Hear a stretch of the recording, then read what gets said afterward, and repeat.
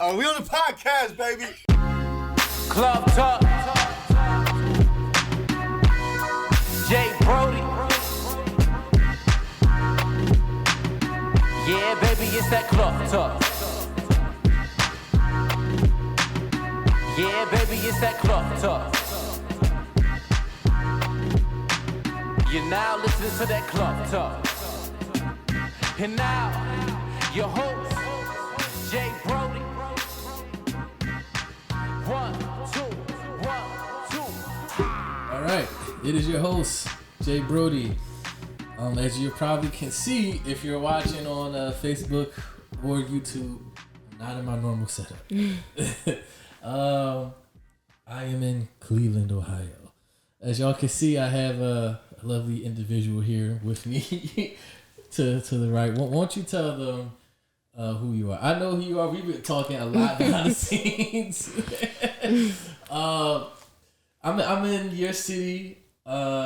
Thank you for inviting me. You're welcome. To your lovely establishment here. We're going to talk about the whole business. You recently just had an opening. Yes. We're going to talk about that, but we're going to get into a lot. But tell the people who you are for those who probably don't know you. Hi, my name is Chaundrea Simmons. I am the chef and owner of Shea Restaurant and also the Vegan House, which is what we're currently in. The Vegan House is a food photography studio / an event pop-up space. So I have my pop-up dinners and pop-up brunches here, and yeah. Nice. How long have you been doing it? So I've been legal since 2019. Uh-huh. I've been catering, doing small events. I do a lot of private dining. So I go in people's homes and I cook these 4-course vegan meals for them, whether they want an alternative to going out to eat, or whether they have certain dietary restrictions, but they still want a fancy meal with wine pairings. And so that's pretty much much sums. That's a lot. That sounds like you do a lot. I do. let's give you a warm welcome to the show. Appreciate you for coming on. Okay, let's start from the beginning because we don't have a lot of time left because we spent a lot of time just bantering around. Okay, born and raised in Cleveland, yes? Yes. What side are we talking? Give us the whole... Because you was giving me a little bit. Yeah. This ain't the time to get all shy now. Okay. So, born and raised in Cleveland. I always lived on the east side. So, we moved around a lot on the east side, but we was always in the hood somewhere. So, I spent most of my time divided between the people from Cleveland would know, Broadway, and spent most of my time living on St. Clair. So I've been all around Cleveland, but only on the east side. I only grew up on the east side because we know that's the best side. So. There's going to be a little bit of disagreements. Yeah, there's going to be some disagreements, but the east side is the best side. That's where writers are produced. That's where the real niggas are produced. Right, through my talks with you so far, you definitely exemplified that in many different facets. Yep. All right, so we got siblings, brothers, sisters. Yes. How many? Big family? I'm the oldest of 8. Damn. So there's 8. Oldest of 8. Yes. Well, how old are you? I am. Ooh, do I want to reveal this on? I'll bleep it out. On camera.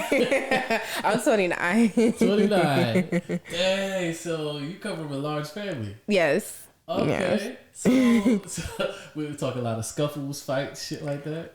So, okay. Because you're the oldest. So I'm the oldest, and then the second oldest is a year and 6 months under me, and then the next shift is 7 years under us. So me and her will fight a lot, but I didn't really fight with my siblings. I'm chill. Like, me and her fought a lot, but we're very close now. Very close. All right. Dang.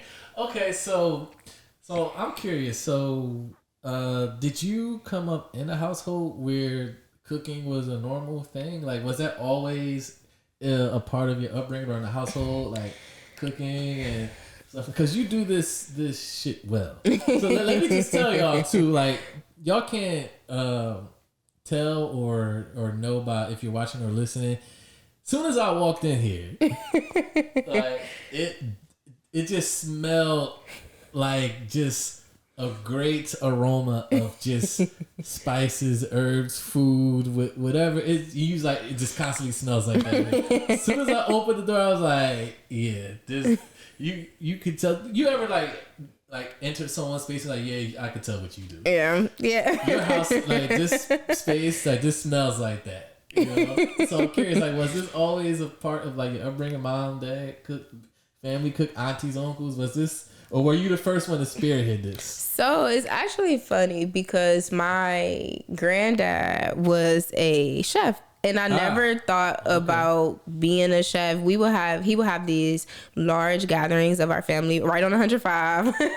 He would have these large gatherings of our family and he would make ribs. He would make all this different delicious food. And he would always have baked goods in the cookie jar. And I never thought about cooking ever. But because I am a chef now, I think about that a lot, how his hospitality and how important it was to have Black people eating together and laughing together. And I never sat under him or anything like that and helped fold dough. I never did that. And my mom, actually, she would always be like, get out the kitchen, like leave me alone. And but my mom always made a big deal about, I never want my children to go hungry. So even if we were eating ramen noodles, we would still have, or even if we was eating bread with a piece of cheese on it, my mom instilled that my kids would not go hungry. That would be the one thing. So even though our lights was off, we would still figure out ways to eat. So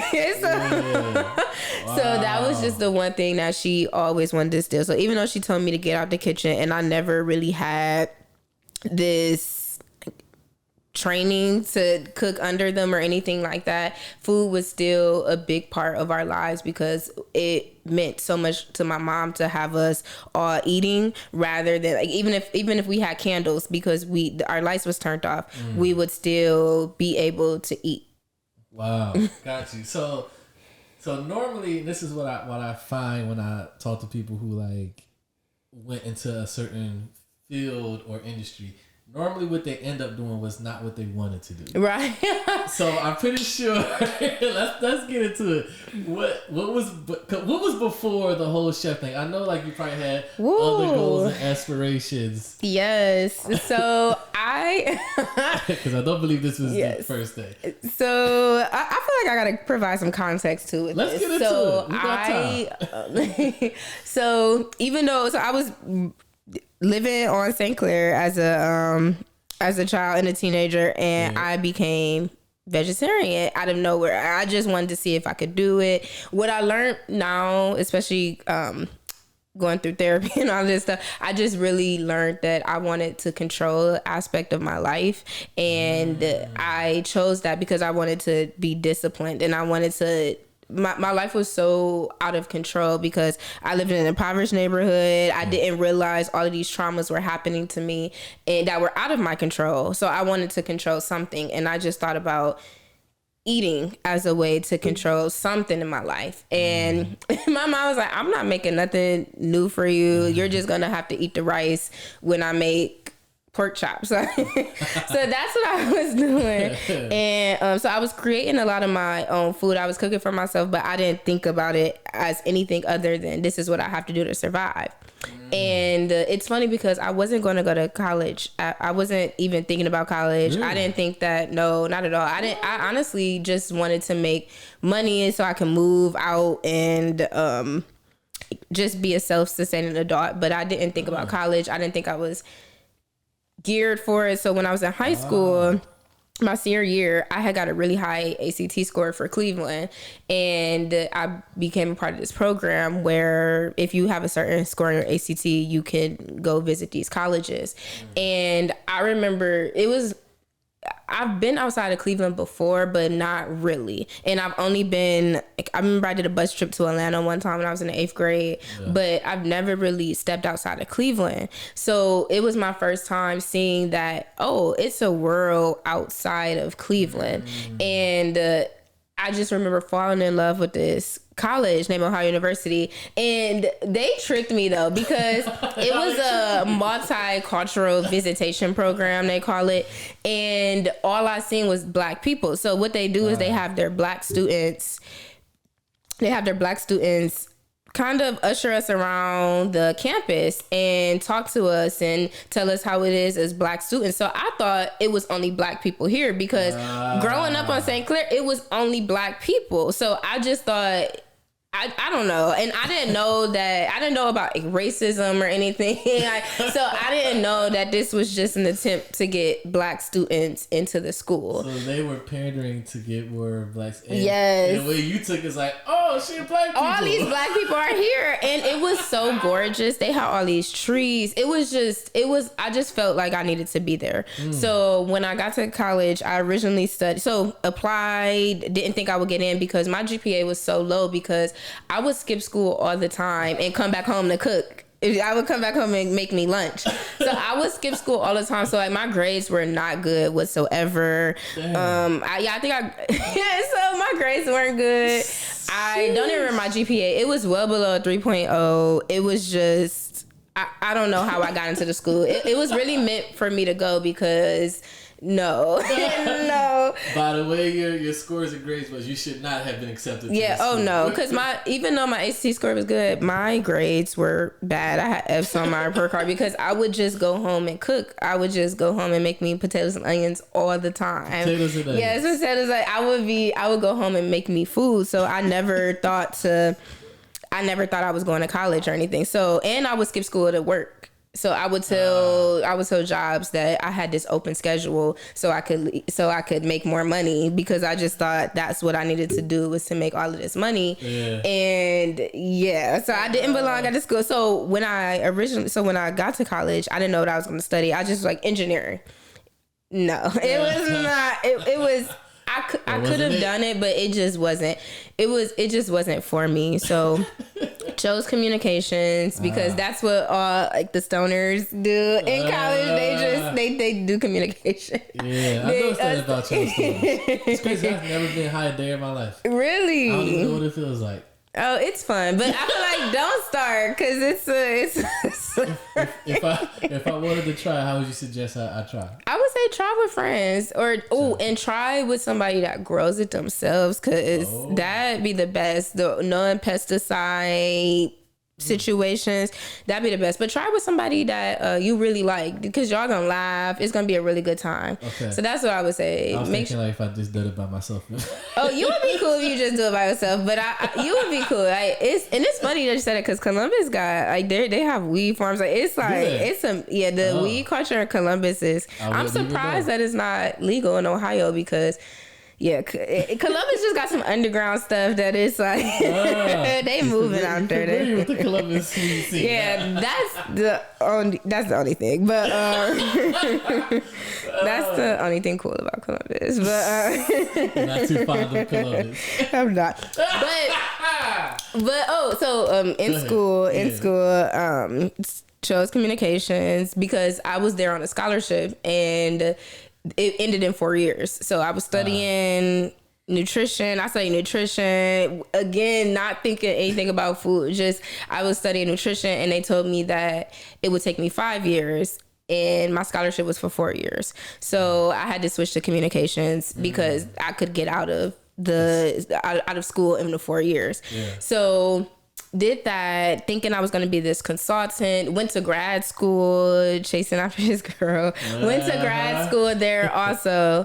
And right. So went to grad school for business and got my MBA. And it's funny because I was like, I'm going to be this consultant. I want to consult for people. And we went to Italy. And we were only supposed to be there for 2 weeks, but I stayed an extra week and just walked around Rome. And we went to all these different places in Italy, and I could feel my hair rising when we were in where did we go? Modena, which is really close to Parma, Italy, where they make Parmesan cheese, the Parma ham, the prosciutto, all of these different foods that are cherished around the world. And I can feel my hair raising when when they were tapping on the cheese rounds and cracking open cheese, and just like I just remember how good food was. Granted, I'll be the first to say, in Italy, they do not season their food. So I spent a lot of time seasoning it myself and just pouring cheese on it. So they don't season. I really don't understand how people keep saying Italian food is this good when I found myself. Yeah, and we went to all these different. I went to Milan, Bologna, Modena, Rome, and it was kind of the same story where they just barely used salt and pepper, no other seasonings. Very bland. It was really bland. So I'm like, I don't know. Maybe, but also I was a vegetarian, so maybe the meat make it better because woo, it was not. So, and it's funny because while I was there was a cooking school, and we had the graduating class of the MBA. We had to choose if we wanted to go to the cooking school or this other thing. I don't remember. And I chose culinary school. And I told them that I was vegetarian, and I started just picking up pots and picking up stuff. And he was like, the instructor was like, you got this. Like, you know your way around the kitchen. You can do whatever you want to do. I'll focus on the other people. Nice. And we will make tortellini, but you can do whatever you want to do. So I was doing whatever I wanted to do in that kitchen and so just moving around. Right. So you did a natural I really did. And it's funny because when I graduated and I came back to Cleveland from Italy, I did not think about cooking. I'm thinking, I want to get into HR. I want to do this. I want to do this. And I never thought. Yeah, I just never thought about it as a career. So, so I got this HR job, and then got the position absolved. There was no more funding for the HR position because usually it's either HR or marketing is one of the first departments to go, and it happened to be HR. I kept getting fired from all of these different HR positions. I remember one time, and it's funny because me and my ex, we were on lunch one time, and she just encouraged me to make this food photography page, and we spent so long just in me being like, no, I'm not gonna do it. Okay, I am gonna do it. What's my name gonna be? What's my aesthetic? What's this? What's that? And she was like, just make it. And I spent too long at lunch that day, and my boss found out, and the next day I got fired. Yeah. So it was just stuff like that. I just kept getting fired from these positions, or the money would just go, the funding would go away. So I would cook for people in the meantime. So I would just deliver plates to people and all of this stuff, and while I was fired because I needed to make money. So at this point, what age are you? I am. When we talk, give us a little timeline. I'm like 24, 25. I just got fired again. So I'm just like, I'm making these plates for people, delivering them. Oh my gosh, charging so less. Not even charging how much I'm really worth for it because it just wasn't worth it to make all of this food. I would be rolling out tortillas for people, only charging them like $6 and a $3 delivery fee, so it just wasn't worth it. It wasn't worth it, but I still kept going because I really needed the money, and I thought that's what I needed to do. So when I got fired from my last position, the last time I had a job, which was it was right during COVID. I think it was 2020. Yep, it was 2020. I had just looked at this restaurant space. I just knew I wanted to open up a restaurant because my food photography page was doing well. People started to come to a lot of the events I had. I started to do the 4-course brunches and dinner parties with these local businesses, and people the response was so great. People that I didn't even know would come and things like that. So I'm like, I'm ready for a restaurant. And I had a like a really motivating girlfriend at the time. So we just was like, so she just like, you can do anything you want to, like, go for that restaurant. And I'm like, I can. We're gonna go. So that was so in March of 2020, we were doing the negotiation stage. I was with the contractor and the architect. We finally got them all in the same room. Nice. And then March 15th happened, and that's when the world kind of just shut down for COVID. Yep. And I was still working. I was working a full-time job at a high school, and I was like, okay, like, this fell through, but okay, I still have my job. And then the funding for my position went away, and then they didn't want to put me anywhere else, so they was just like, you've lost your job and we don't want to keep you at this company. Man, you couldn't catch a break. I know. So that was May. So I'm just like, I'm gonna try to do this full time. I don't care. I don't want to get fired again. I'm tired of getting fired. Right? Because it was like, this is what I should be doing. So so I switched to private dining and going to people's homes and cooking for them, because I couldn't really have the events that I wanted to anymore. And because of the restrictions and the public gatherings, so I couldn't have those events anymore. So I switched to private dining, and I'm just like, I'm gonna go full force into it. If I fail, cool. I don't have no kids. I don't have anybody that's like, I have no dependents. Yeah, so I'm like, I can do this, and I've just been cooking ever since. So right there. So pretty much, and I find that happens a lot with entrepreneurs, or people who like, they turn like that hustle into like the main thing. Right around that time, like when COVID hit, people like, fuck it, it's an opportunity to go full fledged with it. Let me see if I can make something happen with it. Right. And so I'm assuming where you're at now that it worked out for you. It is working out. It's definitely keeping me getting up in the morning. Cooking, it helps me get up in the morning. If I wasn't cooking, I don't know what I would be doing. Is cooking therapeutic for you? I say it's therapeutic because it's my time I spend with God. It's so personal for me. Like, me and God are like, I'm like, okay, how much seasoning? How much paprika? He like, all right, you could chill on the paprika. Like, it's crazy. I don't really get to have that type of conversation with God until I cook. And it's having the trust that when he says, okay, only 3 shakes of the salt shaker, instead of being like, okay, I'm gonna do that 4. Like, it's like, so having a trust in his seasoning, like, and trust in his way, it's definitely therapeutic. It's definitely therapeutic. Let me ask you this, because I'm curious, like, because I'm pretty sure this journey hasn't been all peachy. Ooh, no. Because like we were talking about before, off mic, you were talking about like how people, they get caught up in what they see, but we really don't know the behind the scenes about, like what someone's life is like prior to right. Or even while they're doing what you're seeing, you don't even know what happened right before you probably took that picture. Exactly. Yeah, and you were giving me some stuff that was like blowing me away. I was like, what? So talk about some of that stuff that that you have like dealt with, like just like in your personal life that probably people that probably wouldn't even know that you dealt with, gone through, or some of the hurdles that you had. Because I'm probably pretty sure you probably had times where you probably was ready to throw the towel on this shit. Like, fuck this shit. Yes. I'm done with this shit. Fuck these pots. Fuck these pans. Fuck these foods.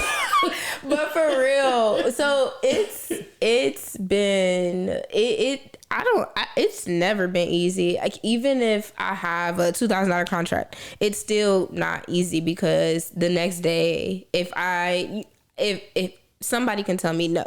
So I've been rejected so many times because I do want a restaurant space, and I've gone to the point where I'm asking, I'm sending over a menu, I'm sending over a sample menu, I'm touring the kitchen, and then 2 days later they're like, oh, we went with somebody else, or it's like I missed one email and now they've given a space to somebody else, or even applying to grants. It's like, I've just experienced way more no's than I have yeses. Sending people over quotes, people contacting me to do events, and then once I send them over a quote, nothing. Like it's crazy because I've just really, and I know it's just people be just like trusting God, but it'd be hard to trust in God when your rent is due on the 1st and it's the 31st, and you just receive your 30th no for that month, and you don't know how you're gonna pay your rent.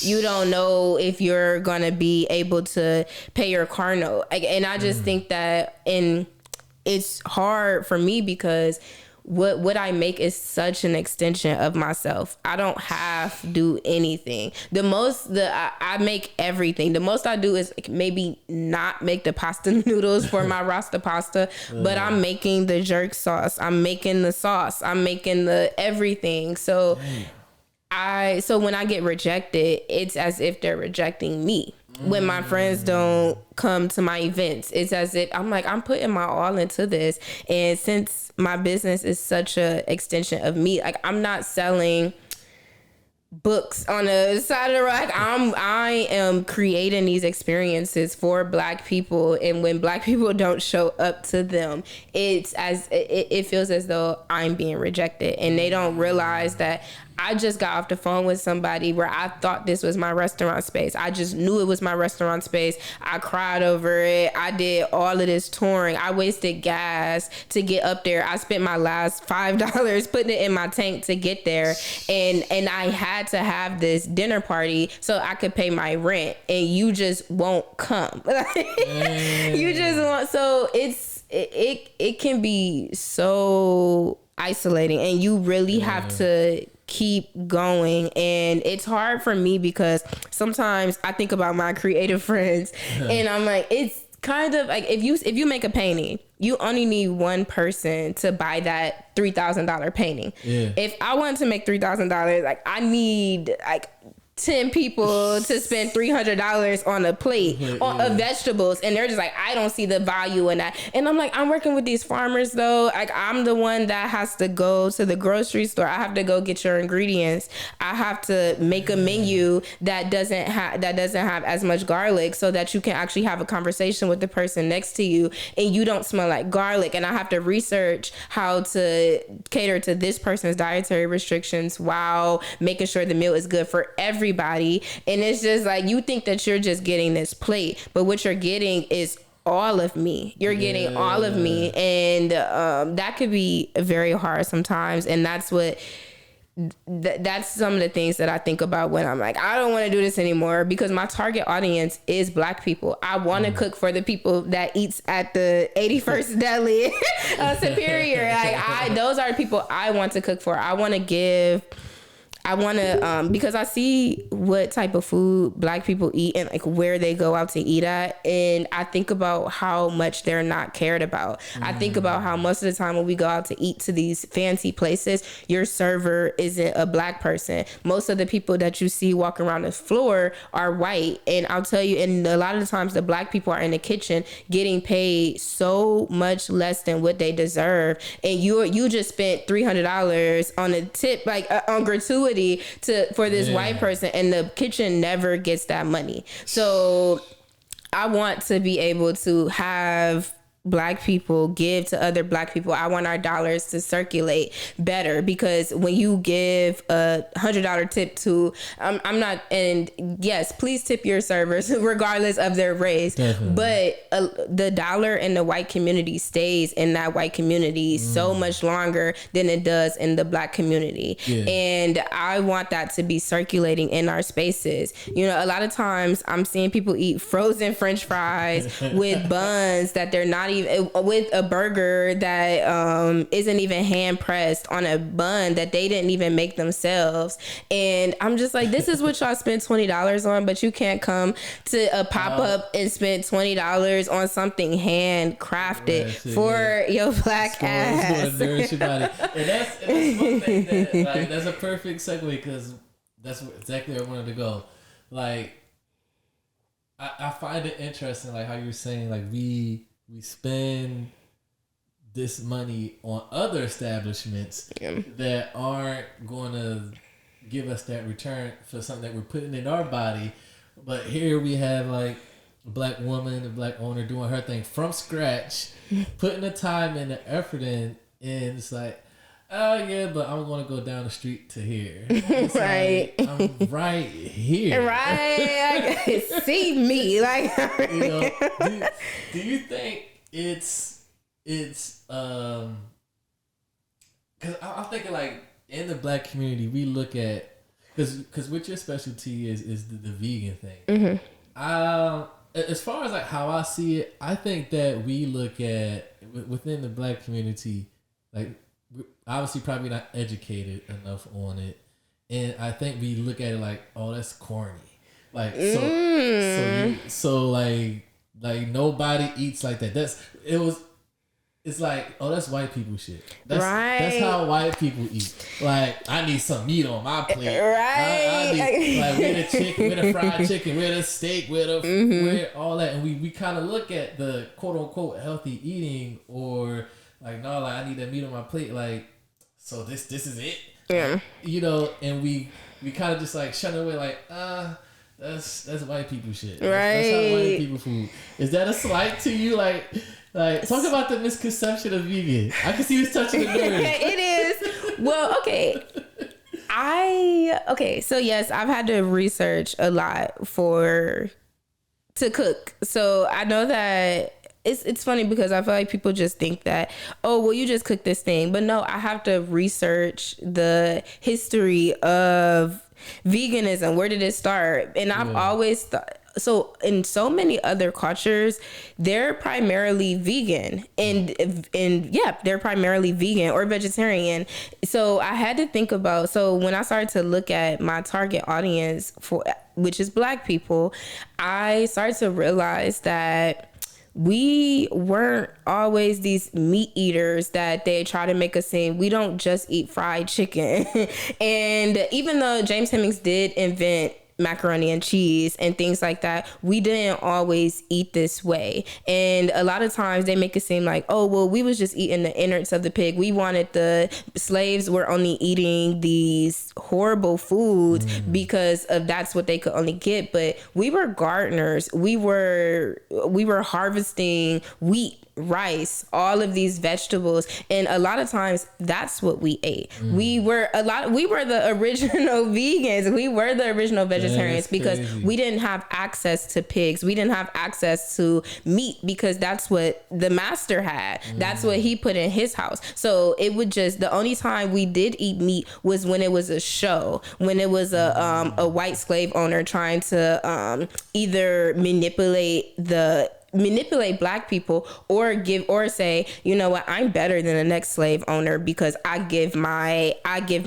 slaves meat once a week or something like that. So we weren't always eating meat. We weren't always eating these things. And I think about the type of meat that they push on black people. Like, I think about all the food that's in our communities. If where I grew up at, there isn't anywhere where the vegetables are highlighted, it's fried chicken or a fast food places. They're overrun with fast food places. And I understand that sometimes you have to buy a $5 Little Caesars pizza. I get that you have to do that. But also I think about, but look at what it's doing to your health. I like to think about the fact that, you know, you could spend an additional $5 from a meal for me and your health would be that different. Because if you're spending, people have to spend hundreds of thousands of dollars on hospital bills for their heart health, for things that they could have, if they would have incorporated vegetables more in their diet when they were in their 20s and their 30s and their 40s, they wouldn't have this buildup of mucus in their bodies that literally it causes them diseases that they never have to have. So I never encourage people to be vegan. I'm just like, you can eat a vegetable for one of your meals, like, and it's a good vegetable. I'm seasoning the food. Like, it's not like it's not like I'm giving you boiled broccoli with like this weird tofu piece. I know I'm giving you, I'm making you these dishes from the islands. I'm making you all of this different type of food.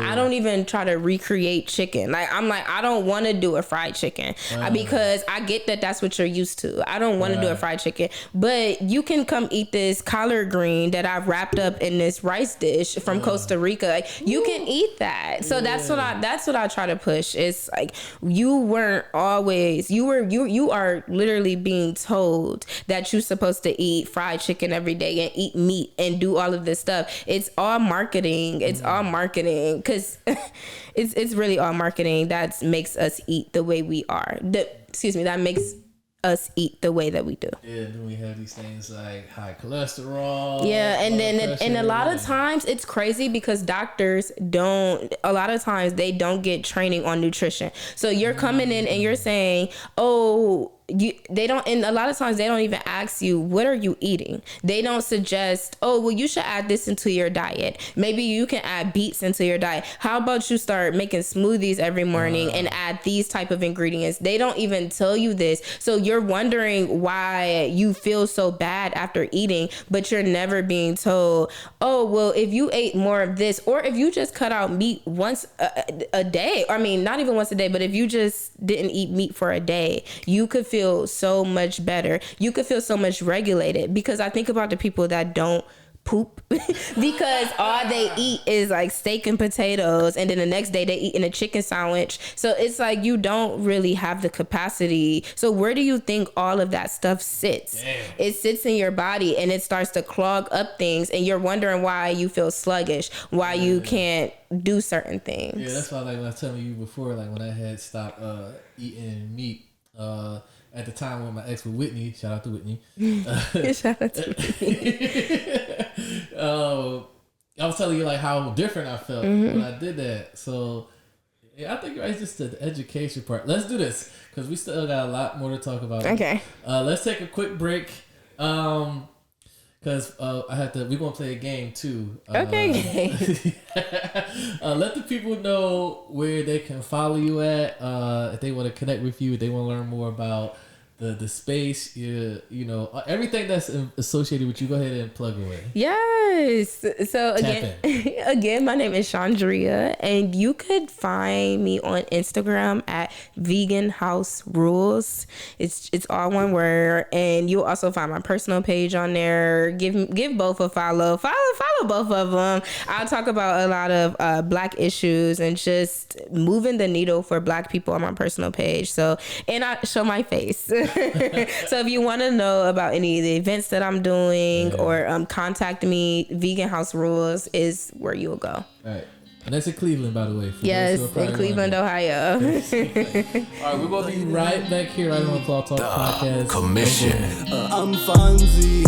My bitch walk around with pink Pokemon like Chauncey. I'm too rugged to hang around with all you Ponzi's. Pour codeine in glasses because y'all did fancy. I try to tell niggas that I'm Fonzie. My bitch walk around with pink Pokemon like Chauncey. I'm too rugged to hang around with all you Ponzi's. Pour codeine in glasses because y'all did fancy. I try to tell niggas that. My brown skin bitch right by this ass beast. You want me to bring food home, she asked me. I told her whatever ain't nasty. She said you know you love they chicken wings. I told that little bit well his ass me. She said Poseidon please don't get sassy. We don't want me, excuse me, I'm gassy. So they sent me to you should be happy. Money made me happy, I get cash beat. Stack that shit up as well as my granny. And the fan in my foot just like Danny. It's a setup, I can't get no nanny. Lil' bit gon' be trying to throw some pussy. Hold on, wait, shout it to people looking. Got that salt in my old lady cooking. Now that's what you call a major pain. Oh, Poseidon, look the shit you bring. I'ma just handle my Benedict. Go lick my mouth, that's the Gucci grand. Hundreds on me, I don't do the bullshit. My bitch walk around with pink Pokemon like Chauncey. I'm too rugged to hang around with all you Ponzi's. Pour codeine in glasses because y'all did fancy. I try to tell niggas that I'm Fonzie. My bitch walk around with pink Pokemon like Chauncey. I'm too rugged to hang around with all you Ponzi's. Pour codeine in glasses because y'all did fancy. I try to tell niggas that. Hey, wait too much. Hundreds on me, I don't do the broke shit. Do the broke shit, baby. Even that hoe get your cold bitch. Get your shit and go. Don't make me feel a toe with water salt and call me Poseidon, cue the Baptist. And that water take a lapses. Don't know why these folks think I'm playing shouting, but that's just something we is not gonna do. These niggas know that I'm Poseidon Q. And Fiji says they got some bitches too. Let's act like we all got some fucking sense. Or maybe God gon' have to bless you. These lame ass niggas swear that shit be cool. These dumb ass goofy bitches with us too. I hope my brown shit bitch don't let me down. But ain't all that's just me hoping. We doing Cody's all day, I'm coping. All these friends around me say I'm doping. Something got maybe you should believe them. Uncle Marky and just how to free him. Told my nigga God I never leave him. Yes, we are back right here on Cloth Talk Podcast. Chaundrea is here. Well, I'm here in Chaundrea's place. I'm so used to saying, like, because everybody normally always have the podcast at my spot. So I'm here in Chaundrea's place, in her space. Vegan House. All right, let's talk about you starting Vegan House. Actually, before we do that, second. How do I? Oh snap! We got some technical difficulties here, but we gonna fix this. So yep, there you go. Do I have to? Yep, there you go. Perfect. Oh, that might be a little perfect. That's good. Yes. Okay, there you go. Before we talk about Vegan House, let's shout out your friend with this lovely painting. Oh, yes. Let's plug some of your friends. We got some lovely artwork. Right? Yeah, show love. So, yes, this painting is by Asia Amore. You can find her as, I want to give you the exact Instagram. Yeah, shout out to so Asia that way Amore. you can, yes, she did all the paintings for my opening. Nice. Now, is her paintings for sale? Can we buy these? Yes, these are all for sale. Everything is for sale. Nice. You can, her Instagram name is Art Amore Studio. So ARTAMOUR Studio. Nice. And you can purchase all of her art there. She has payment plans. So she also has this piece, but she has many other pieces. I don't know if you could see this one, the BAPS one right there. She creates all of these by hand. She's amazing, an amazing artist. I also want to shout out Eris Behavior. Hey. She's a local Cleveland rapper, and she's fire. She works with a lot of small businesses also. So I love her. And these pants are from a Black-owned vintage shop on Larchmere. It's also owned by a Black woman. Shout out to Monarch Trove. You can find Monarch Trove on Instagram and at Monarch Trove, and you can also find Eris Behavior at Eris Behavior. Nice. Nice. All right. Before we talk about Vegan House, okay, and the inception of that, the whole idea, you starting it, you opening it, and all that stuff, because you just recently had your opening. Yes. We're gonna talk about that day, that event, and how that was for you. But before we get into talking about Vegan House, this is a curious question that I've had for chefs. Mm-hmm. Do you want to know if someone doesn't like your food? Ooh. So it okay. Because y'all are chefs. Yeah. Y'all, you know. Yeah. Okay. Let's get into it. Do you want to know? So it would have to be. I would want to know, but I would want to know. Okay, granted, I haven't had somebody just be like, "This is horrible. This is horrible." So that's been grateful, but. Would I want somebody? It just depends. Like, for instance, if I have somebody and that's my, that's my love thing. Don't tell me. If I forgot to put salt on one thing or something like that, just add a little salt. Don't go out of your way to tell me like, I don't know about that one, because like I just feel like since I put so much a part of me, like I am on the plate. So it's like if you tell me it's nasty, you're telling me I'm nasty, and that I didn't do something right. Yeah. So. But if it's kind of a stranger and I should have added more salt to that risotto. That was my fault. I should have made sure. But a lot of times when food is nasty, it's a technique that you didn't put forth, because you watch people eat McDonald's and it's like that's not that good. So it's like, I can't be doing any worse than McDonald's, you know, like it's like, oh, well, you know, somebody overcooked the rice, but they was like, well, I don't want to make it again. That's usually what like when your food is nasty, that's usually what it is. Or they're missing a certain technique, or they're missing adding seasonings. Because like salt and pepper shouldn't be your only seasoning to any dish. Maybe, no, I don't know a dish where you should just use salt and pepper. I just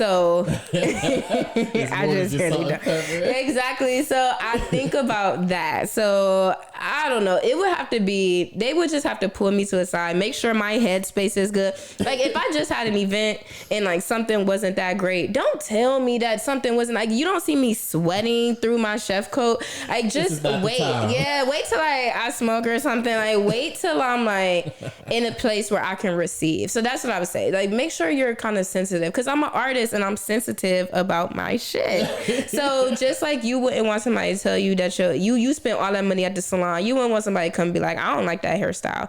So don't do that to me. Just soft pedal it. Like I'm sensitive about what I put out here. So just, you know, pull me to a side and give me another try. Like if my food was nice, give me the courtesy of giving it another try. Okay, that's fair. Let me ask you this. So with you explained a little bit earlier that, you know, one of your main missions with, you know, what you do in Vegan House is that you want to obviously just spread the awareness that, hey, look, there's options. There's right. Options.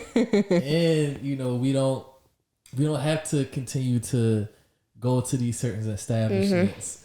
Do you think do you see that it will be a day where people become open enough to shake free of the shackles from the Popeyes, the KFCs, the Boston markets? I don't know. Like I feel like because it's right down the street, right? So I'm not here to tell people what they shouldn't and should eat. Like I just feel like I just want to give them another option. So I just want to, but I think that there's a freedom in being able to go to Popeyes, and you know it's a balance. Like okay, yeah, you go to Popeyes on Monday, but then you come to get you some vegan food and some vegan wine on Friday. Like that, I just want more of a balance where the only thing you're not eating is Popeyes. Like please, like so.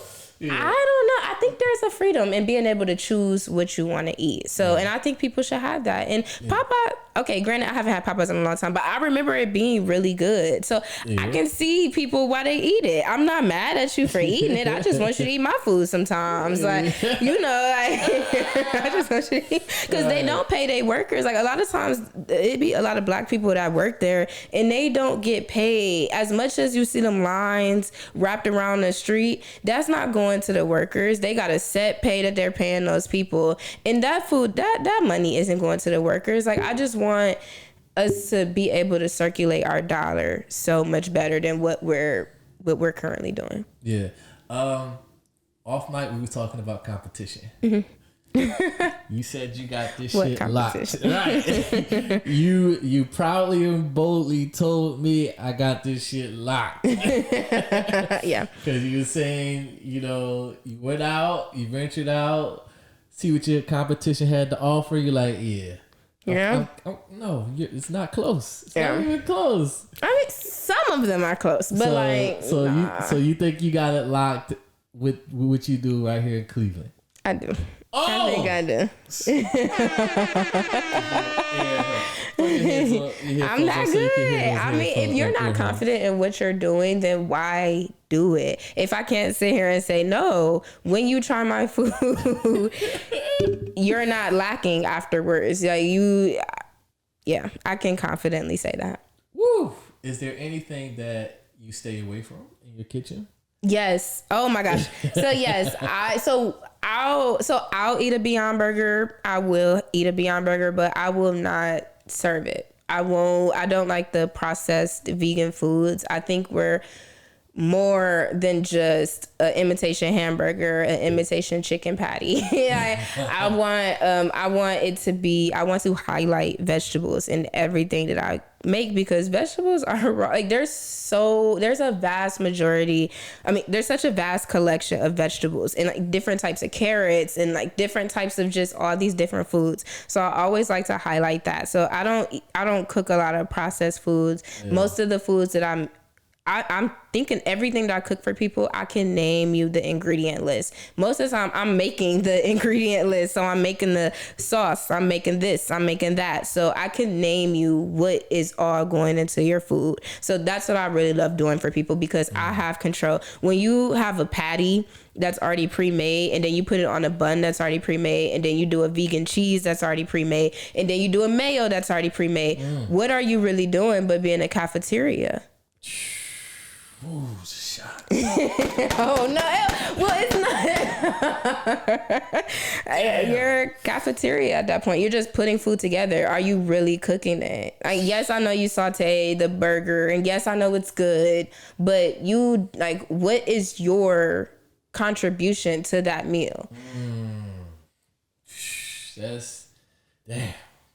That's making me think now, because what you're pretty much saying is like, there's a clear distinction and difference between someone who does this and someone who's just and granted, they'll still be good. It's still good regardless, because they're making strides in vegan cheese and stuff like it's still going to be good. And I think there's a place for a quick vegan burger with the burger patty, the cheese, and all of this stuff. It's a place for it, and I don't want to take away those customers. I just want to be an option also. I just think that when you're trying to figure out what you want to eat, I want to be a part of that conversation too.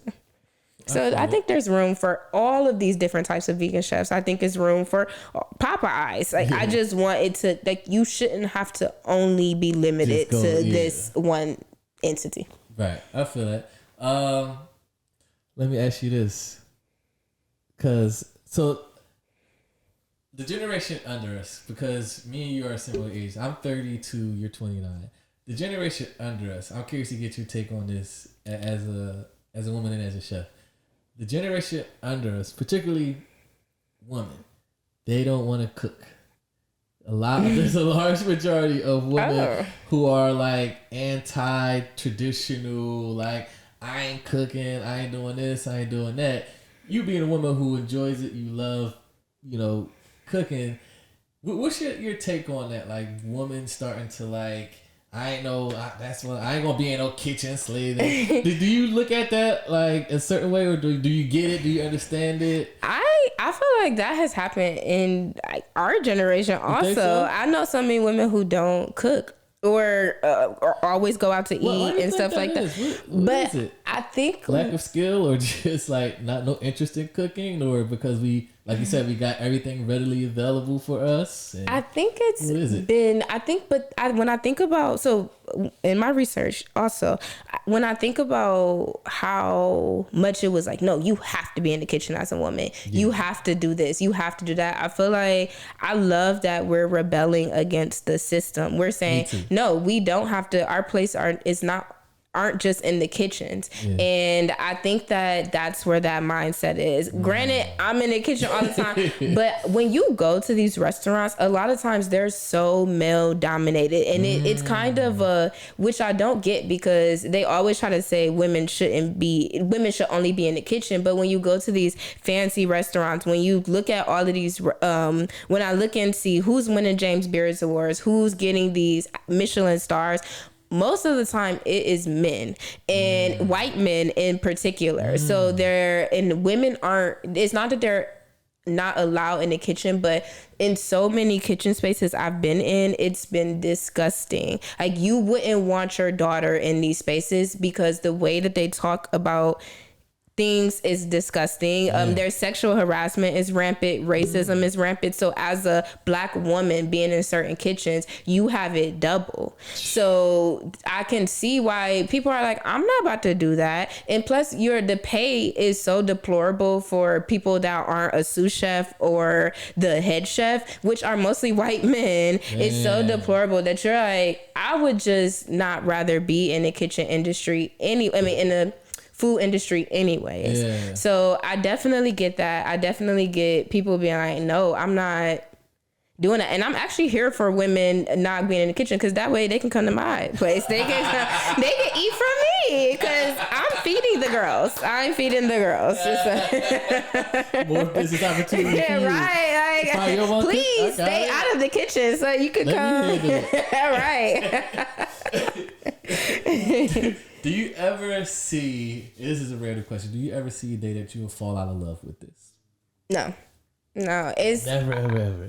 It's a part of you. So the reason I say no is because I only see myself going up from here. And I have, again, I told you about the no's. I've told you about being rejected so much. I've cooked for free. I've cooked when somebody's like, can you please do this gig for me? Like, I'll barter with you, and I don't have money to barter, but I see the value in providing food for this event. And even though I oh my God, I've done vendor, it's crazy, because I don't even want to do vendor opportunities anymore, because I've been a vendor and made $0. I've been a vendor and only made my cost of how much it cost for me to get the ingredients. So I'm not even getting a return. Sat 6 hours trying to sell food that nobody wanted.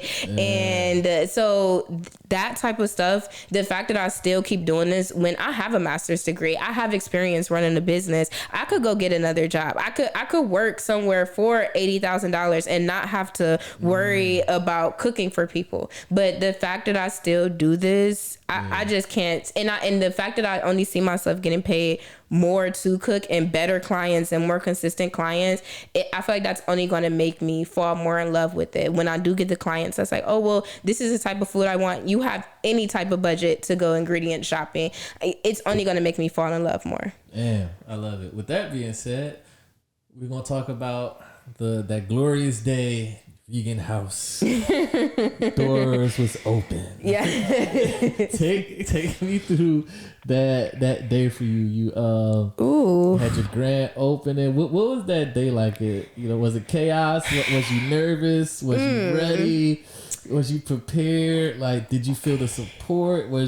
Like, give me all of that. Like, keep it real with the people. Okay. We gonna talk. So I'll provide a lot of context for this. So that day it's funny. The day before I had a appreciation dinner because my friends are some of my major supporters. Nice. I have one of my best friends. She comes to absolutely every dinner party, every brunch that I have, no matter if she just told me the day before the day before I released the tickets, like, I don't have no money, like, she'll still come. She'll still figure out a way to pay for a ticket. Nice. So I just really wanted to, and I have multiple people that come every time or always reach out. They bring my name up in places they never had to.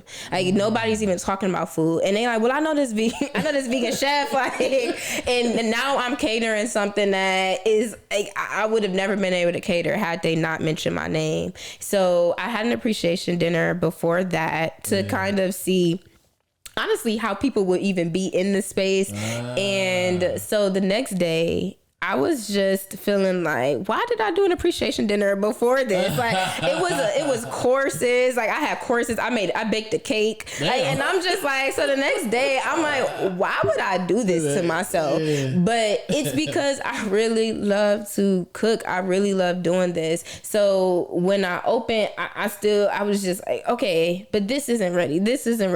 But the reason I opened the vegan house was because I I just got finished getting rejected from yet another restaurant space that I wanted. And then the day after, I looked at another restaurant space, and it was just so much money and it was going to be a blank box, but they would put a kitchen in there. And I'm like, you want me to pay $5,000 for a blank box, and I got to put the kitchen in there? Like, I don't think I mean, like, this isn't gonna work. So I just remember like sitting because it's funny because the vegan house was actually my house for a year or two, so it was my house. And I remember like sitting on the floor and being like, all right, God, you the one want me to cook. Like, you want me to cook. So what is this? Like, I keep getting all these no's. I keep getting rejected. Like, do you even want me to have a restaurant space? Like, what do you want me to do? And he just was like, and it's funny because I was so, what's the word? I was so down about keep getting rejected from restaurant spaces that I just was like, you know what? I just want to do a food photography studio and maybe have people come for my pop-ups, because I keep having all these pop-ups in places and it's not working. Like, the pop-ups will work, but for instance, there would be so many times where I would go to do a pop-up and that day the stove stopped working. So everything that I prepared for, I had to reverse, or oh my gosh, it would just be stuff like that all the time. And it impacted how my food was presented to other people. So granted, it was fun. Like, sometimes I'll be like, okay, well, I'm just gonna deep fry this, and it works out really well. And so those type of moments are good, but there's a certain type of, again, my target is Black people. And I was having my pop-ups in all of these white spaces where I just feel like Black people would never come here otherwise. They would never come here otherwise. And a lot of the percentage that these pop-ups were taking from me when I could just be doing this on my own. So I remember sitting it was this, and so I was like, okay, I'm gonna just find a food photography studio and somewhere where I can do videos of me making food. And these people played with me so much. It was going to be it was this cute little space, this 2-floor little space. And I was going to be able to make it into a little speakeasy type situation. And they like upped the price on me by about $400 to $500 of what I was originally going to pay. And I was so focused on it that I just knew I was going to get it. I was excited about it. So once that happened, I just was sitting on my floor and I'm like, all right, God, what do you want me to do? And he was like, you can turn this space into what you want it to be. You can turn this space because you're already familiar with the kitchen. So that's what I was like, oh, well, I'll do that. I'll turn it into what I want it to be, a food photography space where I can also have my pop-ups and people come in and eat here. And so that's when I first, so that's why I was like, you know what? I am going to do that. I am. I'm sick of waiting on people to give me these opportunities when I can make one for myself. I'm going to create one for myself, because that's what Black people always did. We always create stuff for ourselves. We don't, so that's how the vegan house. So that day I was feeling all of this, like, I didn't even think of, wow, I'm doing it. I'm just more like, okay, are my cookies good? Or is the spaghetti good? Because I had spaghetti. Because like, I just I had something for the niggas. Like, that's my favorite right there. Yeah. Spaghetti. So, I had spaghetti with mushrooms and without mushrooms. Like, the marinara sauce was scratch made, everything. So I wanted to have something that made us feel comfortable. Like, because when you go to grand openings, like, they're all fancy, they're all this, like, no, I wanted people fellowship. I wanted people to be and the conversations that I heard from that night, like, people were they were exchanging business ideas. People were Black like Black women going back and forth talking about how they could better themselves and make more money and different business ideas. Like, where are you ever gonna get that? Like, where other opportunity can you get that over some spaghetti? Like, just eating spaghetti, drinking wine, and being like, oh well, this is the website I use to become a content creator, and this is what you can use, and this and that, like sharing these ideas, and that's all I want. That so when I think about that night, and it's funny because my friend, he was like, so how do you feel? And I'm like, I'm okay, like I'm chilling. He was like, you can be proud of yourself. Right. And I was like, I just didn't even really think about being proud of myself. Like I'm just thinking like executing. Yeah, exactly. Executing. You can like take that in, like you just accomplished something. Right. And it's funny to me because I feel like since I wanted this grand space where it was a brick and mortar and all of this stuff, it's just I didn't see it as that. Like I'm just like, well, this space is a little small, and I'm like, no, like who else is doing this though? Exactly. All right, that's why you say you're number one in this spot right now. You got it locked. That's beautiful. Okay, so I know you gotta get going soon, so we're gonna play this game, and we're gonna wrap this up. We'll get you out of here because you're a busy woman. So what we have here, for those who aren't watching, it's getting real. Yeah, just making you nervous looking at this. So for those who aren't watching on YouTube or Facebook, right here, we're about to play Guest to Guest Quest Bowl. So what this is, I'll explain it to you how this works and how this game is played. So shout out to FDZ Graffiti. She helped me title this segment when she was on as a guest. So what this is in here, and I'm describing for people who are just listening. There, I have a red bowl in my hand. And in this bowl, there's a bunch of random questions from guests who's come on the show. So at the end of the show, they write down random questions for the next guest to answer. Yes, I love that. Yeah. So after you do yours, when we wrap up, you're gonna write yours and you're gonna add it in. You can take more than one or two. You can add more than one or two. Okay, perfect. So you can do as many as you like. So I'm gonna hand this bowl over to you. Now, don't cheat. Okay. Don't look. Oh, okay. So blindly close your eyes, shuffle. Give it a little shuffle. Okay. Yeah, make sure they mixed up in there. So just guest to guest Quest Bowl. Read it out loud and answer honestly. What was your favorite cartoon as a child? So it was Scooby-Doo. It was Scooby-Doo. Hence why I love food so much. And I think because I feel like Shaggy, they was high all the time in that band, you know, and they ate all the time. Yeah, I love Scooby-Doo. What was because we didn't even talk about your love for weed. How old was you when you first got high? When you first hit that blunt. How old was I? Oh my gosh, I was with my best friend at the time. She was talking about how she thought she was a giraffe walking down. She was like, my brother gave me this weed, and I just felt like I was a giraffe. I never smoked before,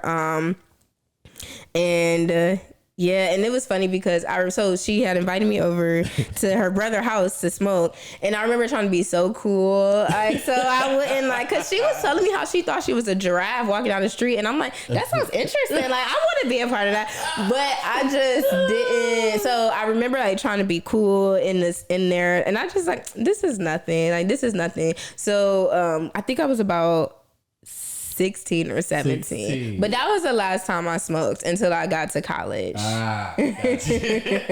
So that was so when I started to smoke in college, that it was a bit more fun. Like I felt like I wasn't under my parents' house, so I was just you could enjoy it. Yeah, I could. I love it. All right, you want to do another question? Sure. All right, let's do it. Y'all can't see but the reaction on her face. You gotta read it out loud so people know. You gotta read it. You become an assassin where you find out your next target is your spouse of 4 years. If you decline the mission, your boss kills your mom's side of the family. Do you go through with your mission or decline? God damn. I was like, that's not fair though. Like one person versus the entire side. Ooh, you gotta. Whoa. Right. Man, that's tough. Read that again for the people. That's a boy. You become an assassin where you find out your next target is your spouse of 4 years. If you decline the mission, your boss kills your mom's side of the family. Do you go through with your mission or decline? Man, oh man. Right. I know that's a doozy. I just feel like for one person's life to all the people that is on my mom's side. Yeah. But your spouse of 4 years. Right. I mean, this is the love of your life. You're gonna but I also feel like if I'm an assassin though, like, can I take out the boss? Like the person that gave me the assignment. Yeah, like why don't I just take you out? Like, why I gotta I'll just take you out. Yeah, I'll do like I do a spin move. I can just like kill the person I'm working for, because I just yeah, I kill the boss. I just kill the boss. Like, cause I just feel like one life, like, or if I have to die trying, like, I would rather die trying to save my loved one's life rather than like just sit and be like, oh, this is my fate. Like, no, I'm gonna try to take out the boss. So you go try to spin and try to take out the boss. Yeah. So even if I die, at least my spouse gets to live and my parent side of the family. So you sacrifice yourself. Yeah. God damn. Round of applause for that. you definitely are ride or die. I'm scared to look at the other one. You want to do another one? You have to keep going. I'm like a risk. I'm a risk taker. Go for it. Oh my gosh. There's so many question marks on this one. I'm scared. I don't want to. All I see is a question mark. I'm like, I didn't read it though. I didn't read it. Oh, let me see. You can drop it back with the Okay, bowl. good. I'm a These are getting crazy. It's all types of random shit in there. All types of guests. Read it all out. Why is it okay socially to be bad at math, but not okay to not be able to read?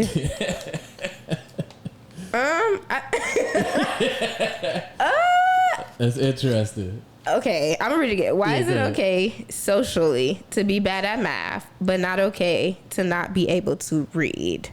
I think it might just be because our whole life revolves around reading. So, like, if you don't know how to read a stop sign, like, you don't have to be good at math to be able to know when to stop your car at a stop sign, but you have to know how to read to be able to understand that difference. So I think that, and there's calculators and stuff like that to help us, and you can literally pay somebody to be good at math for you. So I think that's why, because like, if you can't, since so much of our world revolves around reading, I think that's why.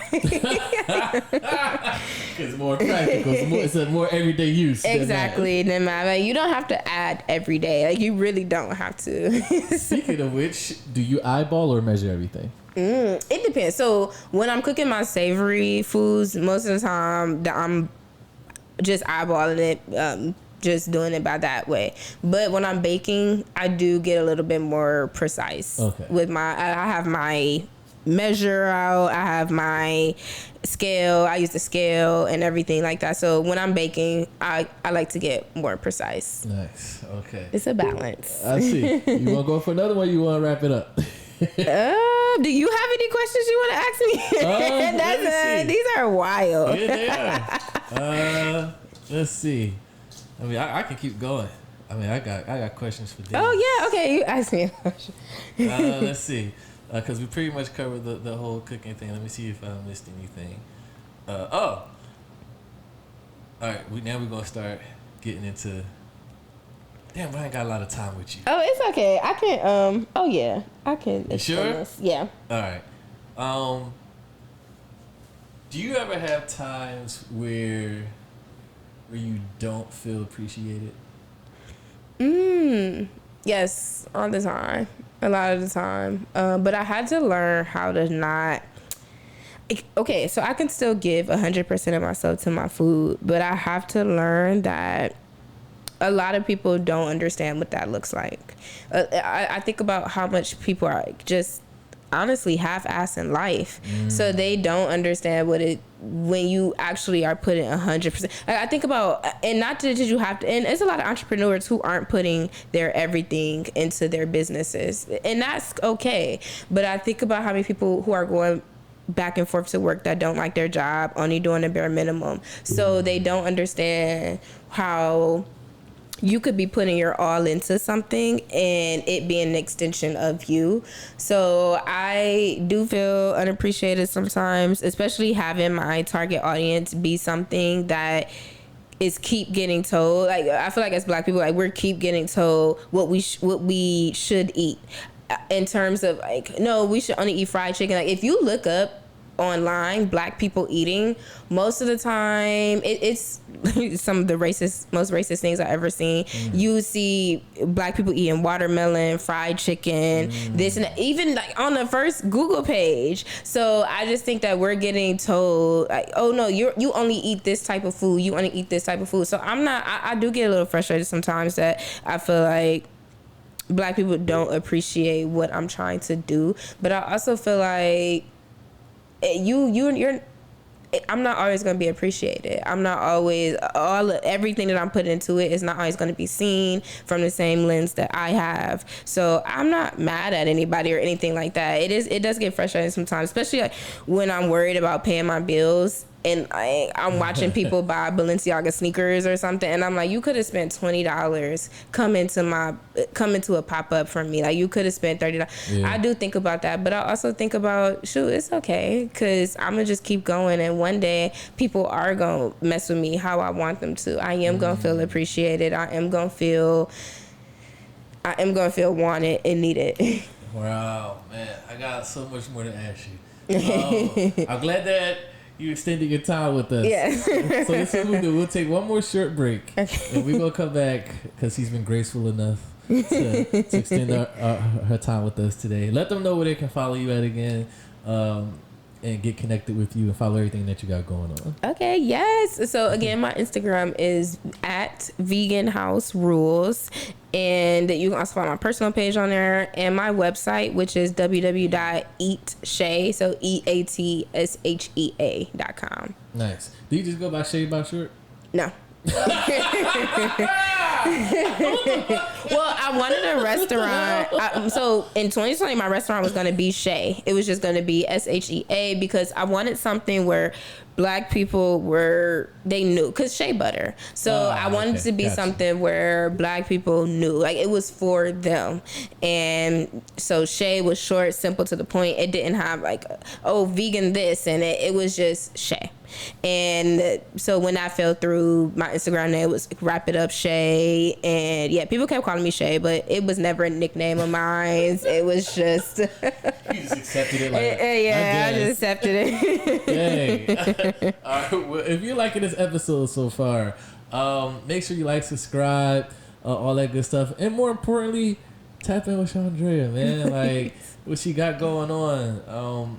She's doing something remarkable. Thank you. Thank you. We gotta get on that train and support, especially for people who've been following the pod. Y'all know how important it is for me to support our Black sisters. Yes. So that's probably one of the reasons why I wanted to tap in with you too. So we'll be right back right here on Claw Talk Podcast. We got some more exclusive shit coming. Don't go nowhere. You ain't got no time for me. Maybe you can make some time, make a little time for me. Always on my mind, homie. Every single time I just think about how fine you just make me feel alive, don't you? I cannot deny how you make me feel inside. Make me wanna die for you, ride for you. Make me wanna die for you, ride for you, die for you, die for you, die for you, die for you. Always gonna be there when you need me. You gon' see me, I will ride for you, ride for you, ride for you. I'ma have your back, where they at? They gon' see me, I will die for you, die for you, die for you.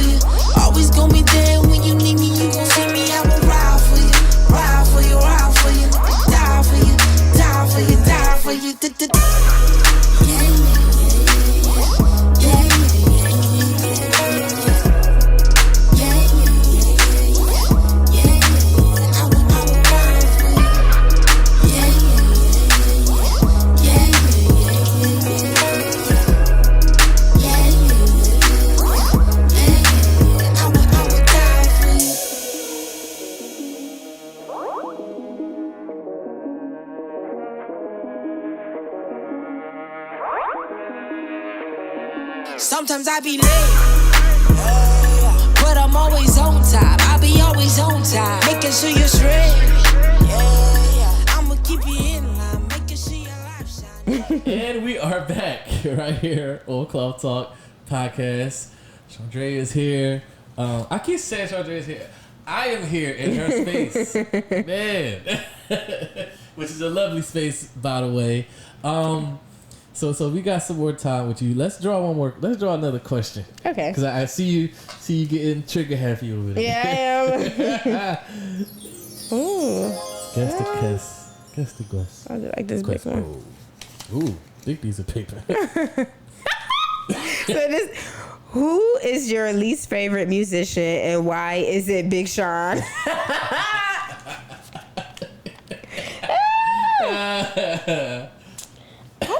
Do I have a least favorite musician? You hear their song already, you just like, nope, turn. Okay. Just a couple of those. My least favorite musician. Dang, I always think about my favorite one. Let me think. Least favorite. As soon as you hear it, like, why is it Big Sean? That is hilarious. Put it in your head. That is Big Sean. Who is You want to say Lil Uzi Vert? I think Lil Uzi's cute. Let me think. I don't know. I'm just trying to think about who don't I listen to. Oh, I mean the baby. Ew. You pass on the baby. Yeah, I just feel like nah. Whenever I hear something, or like Tory Lanez or something. Whenever I hear something like by the baby or something, I'm just like nah. I'm not about to listen to this. Damn. It's just like it's like really murdery. It's really a lot about murder, and I don't like I just feel like I don't know. We've advanced as Black people. Like I can't just sit there listening to music that like kill that encourages killing other Black people at this point, and degrades Black women at the same time. Yeah, it's like that. So, which a lot of music does, but he's just not that good at it. Like you make a pass for Gucci, but like the baby, no. Yeah. Okay, so there's people probably, because then we're going to get into some good shit, the good spicy stuff. So there's probably people who probably watch it, probably looking at you, and probably like what they see. Oh, do y'all? Before we get into that, what those DMs be looking like? Yeah, then we getting into it. Let's go. Okay, you know what? People really don't be trying to talk to me as much as sometimes like as much as my ego would like. Yeah, it's like okay. People don't be pulling up on you. Not really though. Like yo, what's up, shorty? What's up? I really don't think so. But I have had people tell me that I just seem intimidating. So I just think that's that. And also, I don't want them in my DMs anyways. Because if you're intimidated by me and I'm not intimidating, you're intimidated, and that's projection. So that means that if you're scared to talk to something that you're intimidated by, like I was intimidated to open up a space where without a cosign. So with all my pop-ups, like I usually have the cosign of the coffee shop or the brewery or wherever I was doing. So it was intimidating for me to branch out on my own and say, no, y'all got to come to me without a cosign, without being able to lean on another business. So that's intimidating, but I still attacked it. And if you can't attack intimidating stuff, then you can't be with me anyways. Yeah, so they ain't got the heart or the balls just to step to you. They're probably not. Then it's not gonna work out anyways, because I need you to be able to put your scariness aside to do stuff. So if you can't do that just to talk to me, and again, I'm not intimidating. I'm not telling people like, no, you can never talk to me. Like I'm not doing that. You're just intimidated. So that is projection, and you're already projecting something on me that I'm not. So that means, what else are you going to tell me that I'm not? Are you going to tell me that, oh no, you shouldn't do that pop-up because this happened this one time? Like, or are you going to be like, no, I'm here for whatever you're trying to do? Yeah. So there's no secret. You like the ladies. Oh yes. We getting into it. This is why I like doing this. Okay. When for you, because I'm always curious to know this. When did you realize that you enjoyed the ladies? I mean, well, I was kissing girls at 7 in the closet next door to the church. I was, but my parents were super homophobic. They were super homophobic, and so I just thought like. That when my mom found out I was kissing that girl in the closet, that was the worst whooping I ever had, and I was 7, and I still remember that whooping because they were just. She really did. So I think she was trying to whoop the gay out of me, you know. So I just thought that I had to date. Yeah, I thought I had to date boys. Like I just thought I had to. So so I didn't date another girl until I was in college. Wow. So would you consider yourself bisexual or just strictly for the ladies? I would say I'm pansexual. So I will date a man or a woman. I do like women more just because I feel like we do a lot of See, hold on, let me stop you. This is why people like you, y'all cheat. Because you get the best of both fucking worlds. But I'm not a cheater though. I'm not a cheater. Not like cheating on the person you're with, but you get to like, I'm not feeling that today. Or it's like putting your hand in the cookie jar. It's like, I'm not feeling the dude today, so she's nice. Oh, so no. You get to pick and choose. You cheating. It sounds like you get to pick and choose. You do. But you don't because like it's like I can't just date any woman that I want, nor can I date just any man that I want. Bullshit. You have to be a certain type of person to date me. Okay. Period. Just because like I'm cooking all the time, like my schedule isn't 9 to 5 with your schedule. So even you trying to call me at 5, but I'm in the kitchen until 12 a.m. Like I have to have a person that's okay with that. A person that's still gonna be like, I'll bring you lunch. I'll bring you lunch at 6 p.m. because you gonna be this. Like I need somebody that's like that. That understands your lifestyle. Sometimes that's a man, sometimes that's a woman. So, but I like to, since I put so much energy into what I do, I can only talk to one person at a time. I'm about to say that. I can only talk to one. I can't figure out the political views of one person and then try to do that with somebody else. Like I'll be forgetting. Like I remember I tried to talk to 2 people at one time and I was forgetting what one said to me, like what encouraging things the other one said to me, and they was like, I never said that. Like, and I'm like, oh, okay. I just be like, so I can only talk to one person at a time. So it's like it's just whoever is coming into my life, speaking into my life, not sapping the energy out of me, because once I'm done cooking, I don't have a lot of energy to I just don't have a lot of energy to, kind of combat things and like check your energy. Like I need you to come correct, and sometimes that's a man, sometimes that's a woman. I feel that. So would you say you are a difficult person to be in a relationship with?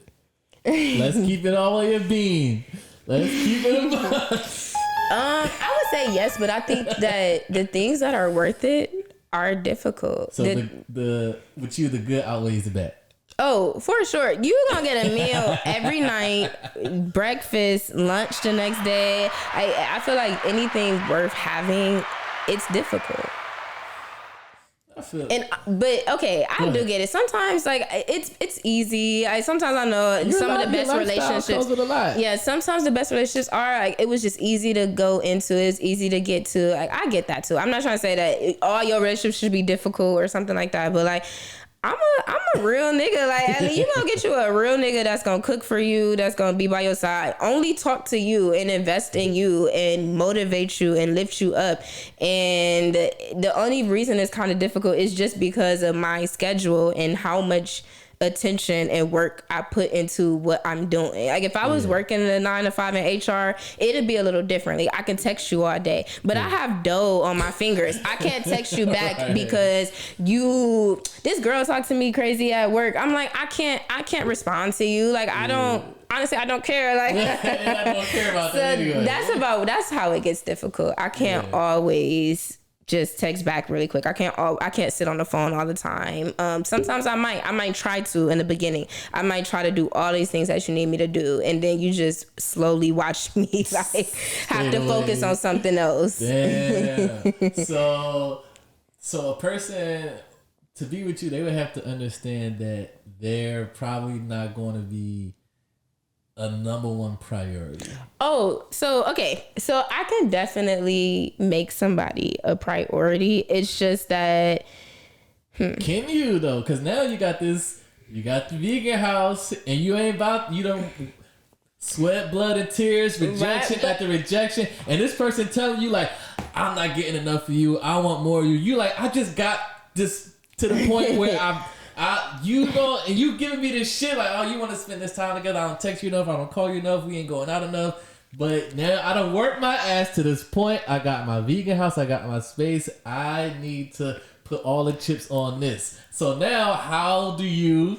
make someone a priority and still make the business a priority? So I just think, so I'm a romantic. So I just feel like, yes, even though like my Saturday, Sunday might be super busy, I can still meet you on a Thursday. I can still make sure that, and honestly, anybody that's with me, for all the people trying to get my DMs, for anybody that's with me, this is a partnership. Like, this has to be a partnership. You have to, if my sous chef gets sick that the day before and they can't come, if you are not down to chop onions with me, then what are you here for? So I'm not trying to, like, I'm nice in the kitchen. Like, we can chop onions together. We can do this. Like, become a part of my world, and then that way it'll be easier for you to be a priority because you're there, you're helping me move this, like, be successful. And I just feel like whenever you do that for a partner, then you are a priority, because if it's a difference between you just being like, oh, I'm not gonna help you, like, you can do this all by yourself, instead of being like, no, we doing this together. So this has to be a partnership. So you should be in the kitchen with me anyways. Why aren't you helping to serve food? Why can't you do that? I'm not saying every weekend, but why aren't you helping me anyways? Because whatever you want to do, I'll help you also. So you're willing to reciprocate that? Oh, for sure. I'm willing to do whatever I have to do in order for the person I'm with to be successful, and I just need that same energy. So let's say she did here. Oh yeah, but you want me to have that little stand, that little braiding little stand? I'll part your braids I'll part the hair for you so you can do your braids. I'll help you do the thing. Like, I'm just saying, like, especially if you complaining to me like my feet hurt every day after you work. Like, why can't I help you? Why can't I help you sweep up? Come at least if I'm in the if you gonna be in the salon until 10 p.m. because your client came late, why can't I help you sweep after I got out the kitchen? Like, why can't I do that for you? It should be a partnership. Yeah, just like she can clean the dishes when you're done. Exactly. Oh yes. Look, yeah, DM me if you trying to wash dishes. That's one thing I learned, because I just recently went back home to Philly for Thanksgiving weekend.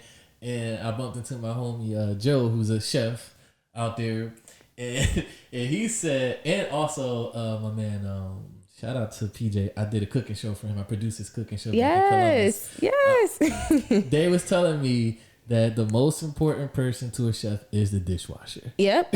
It's the most important, because if you got a speck on your plate, like if you got something on your plate from somebody that didn't, like if they didn't wash the dishes or care, nobody's going to be like, oh my God, this tortellini looks so good. They're going to be like, it was a speck on my plate. The most important thing is the dishwasher. Yeah. And especially because they sanitize your plates. So if you have something where if like somebody's sick and they just got finished eating off that plate, that can lead to all these type of issues. The most important part is the dishwasher. Okay, should we talk religion?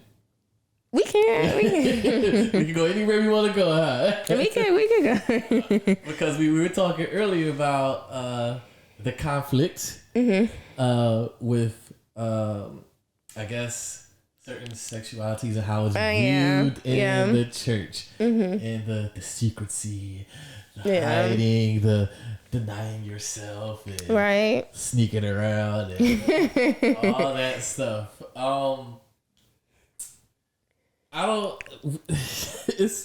trying to figure out, like, if God loves all people. Of course. Why are we shunning people but based on their sexuality? So yeah, okay, let me get on my soapbox for this one. Let's go. So I wholeheartedly believe God still loves me even though I'm gay. Like I just don't think he's like, oh, he loves you like regardless of everything. So but the I church think doesn't make it that seem that way.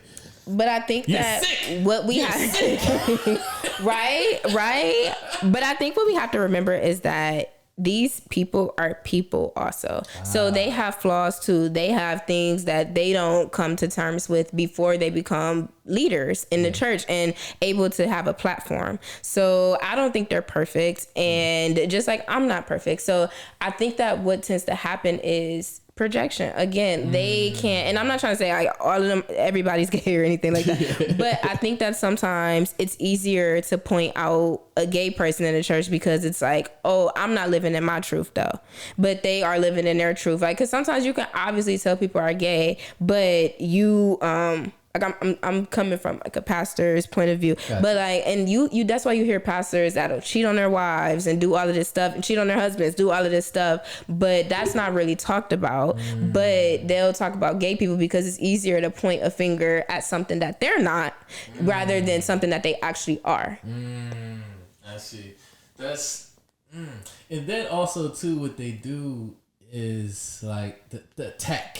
Yeah. You know, like, I don't understand the attack on it. You know, it's like you're making someone feel bad. They're probably already feeling fucked up, all up, and now I'm supposed to be walking into a house of worship where love, and I'm supposed to get, you know, spiritually fed and nourished, and now I gotta walk into this place, and now all eyes are on me like, oh, see there, that's the one right there. Exactly. Oh my goodness. You know? It's like, aren't y'all supposed to love me and pray for me? Exactly. It's like, that's the one right there. But like again, you so busy pointing the fingers, you don't point at yourself and be like, okay, well, what do I need to work on? Right. Why am I not checking this judgmental part of me? Why do I care that if this girl like girls or if this man like men? Like, what is the...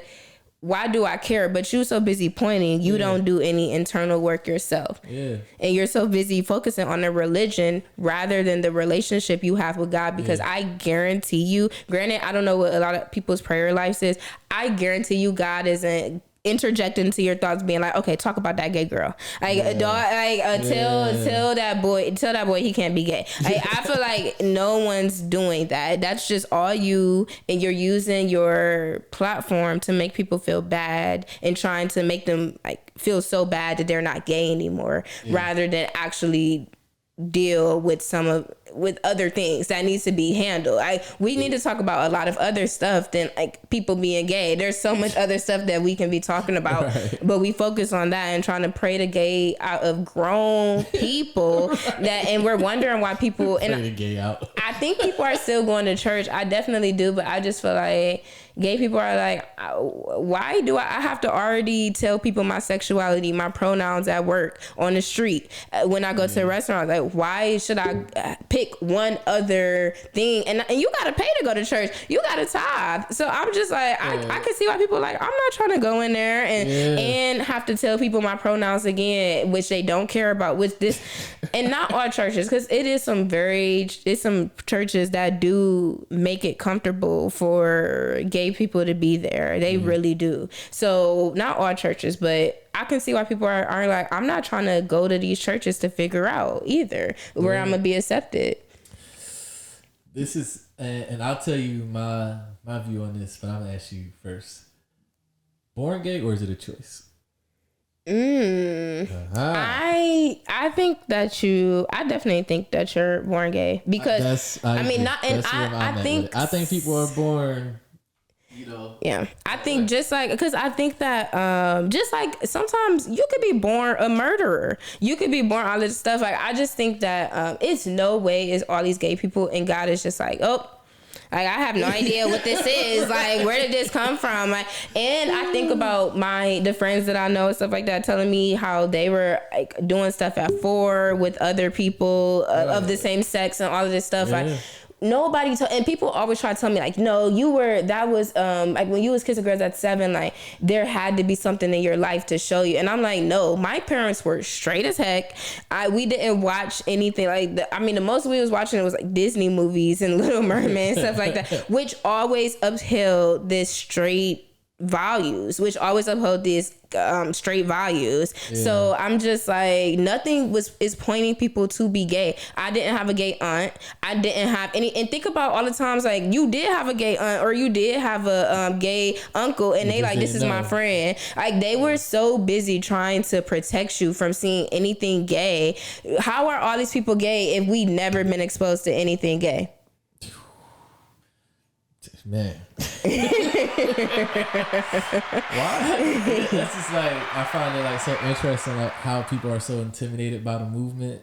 You know, like soon as like the whole LGBT community started like gaining momentum, everybody was like, you could tell like people was like, oh shit, they're coming. Right? They're coming for our kids. And I'm like, kids have been taught how to be straight for so long and still been gay. So maybe y'all should have gay characters so that they can be taught how to be gay, so they'll be straight. They'll do what you want them to do anyway. Right. Everyone deserves representation. Right? Right. Yeah, we can leave everybody out. Okay. Inclusion is important. Yes. All right. Okay, so off the gay stuff in the church and how it's deemed you're not unworthy, you won't make it to the gate of heaven. Pray the gay away. You're sick. Okay. All right. I'm not sure how much you want to get into this, but you was telling me this story off air, and this story blew me away. You can get into it if you want, or share how much you want about it. Apparently, this happens to you twice. Should I talk about it? Should I bring it up? If you want to get into it, we can. I feel like you already. We already hit so much. We want to roll now. Fuck it. Okay. People want to get to know a lot about you now when this come out. They're like, we did not know all that about her. This is what Club Talk is all about. So y'all see all the glitz and glam, the beautiful cooking and all that stuff. So you really gonna get to know this person. All right, so you telling me a story, something that happened to you recently. Of how the vegan house was almost not made. Yeah, you was almost out of here. Yeah. You was telling me that you was involved in a car chase where you was getting shot at. Yeah. By some random people who you have no idea who these people were or why they did this. And it was a very traumatic story when you was telling me about it. Yeah. Share. Please share. Get into that, because people probably would look at you like, why would someone try? Right. So, what happened? Like, what was that? So you're driving, whatever. Yeah. So I'm leaving the orchestra. So I left the orchestra, dropped my friend off. Was on my way to, and it's funny because it was such a nice night because I was so cute. It was such I was just really, I know I had on these like boots that I just wore that first time. I was just so cute. And I remember getting mad because the guy I was with was just like, oh, well, what do you want to do after this? And I'm like, why don't you have anything planned for after the orchestra? I was the one that suggested we go to the orchestra and stuff like that. So I'm like, hey, why don't you suggest drinks or like, let's go get something to eat or something? Yeah. So I was a little kind of irritated that it wasn't a follow through. I was kind of irritated that it wasn't a follow through after the orchestra. And I remember dropping him off and looking in his garden. We were there for like 10 minutes. Like I'm like pulling herbs from his garden. It was nice. And I remember being like, okay, well, I'm about to go and find something else to do. Somebody else texted me about this party downtown. So I was like, oh, you know what? I'm cute. I'm about to go. And I spent like 5 minutes in his driveway figuring out logistics, figuring out my playlist, my going out playlist. And I turned out his driveway. And for my Cleveland listeners, they'll know they'll know the logistics Where you talking about? Yeah, where I'm talking about. So I pull out the driveway and I'm headed towards Lee. And there is a car that speeds behind me. And then I remember telling myself, like, oh, I must be going too slow for them. Ha. And I remember laughing. And then they stop in front of my car and get out the car. And I'm looking at them like, what's going on? So I just drive around them. I'm like, I don't know what's going on. I'm still about to go out. I drive around them and make a right onto Lee. They follow me and make a right also, and they speed up behind me again and stop in front of me and get out the car again. So this time I'm like, what is going on? So now I'm like, what's going on? They get out the car again and proceed to come to my car. So I make a U-turn on Lee. Make a U-turn right in the middle of Lee. And I'm surprised there's no cars that was coming or anything. So make a U-turn, and apparently they make a U-turn too and start following me down to Harvard. So I remember I got to Lee and Harvard and I was like, either I go straight or either I go straight or I make a right. And I remember thinking, if I go straight, I'll have to slow down at the train tracks. So, and I don't want to slow down because I don't know if these people are going to take the opportunity to do something to me. So when I make a right on Harvard, they start really chasing me. And then they start shooting at my car. So they just start shooting behind me. So I remember the last time I checked, I looked at my speedometer. I was going 70 down Harvard. They chased me and shot at me from Lee and Harvard to 116th in Harvard. So wherever, or that might have been Buckeye, wherever that train is, that's how far they followed me. And the whole time I remember being like, oh, I'm about to die and I don't even have a restaurant. I'm so sorry. I remember being like, I am so sorry. I'm about to die and I don't have a restaurant. It was honestly my only thoughts. That's all I was saying. I don't have a restaurant and I'm about to die. That's the only thing I was saying. And I remember, so as the bullets were flying past my car, that's just really what I was thinking of. And I was like, I was like, Lord, is this really how I'm about to die? Is this really how I'm about to die? And I remember just being like, all right, Lord, I need this to stop. So after I stopped being like, I don't have a restaurant, I'm about to die and I don't have a restaurant, I remember being like, Lord, I need these bullets to stop. I don't like this. I need them to stop. And that's when they just turned the corner.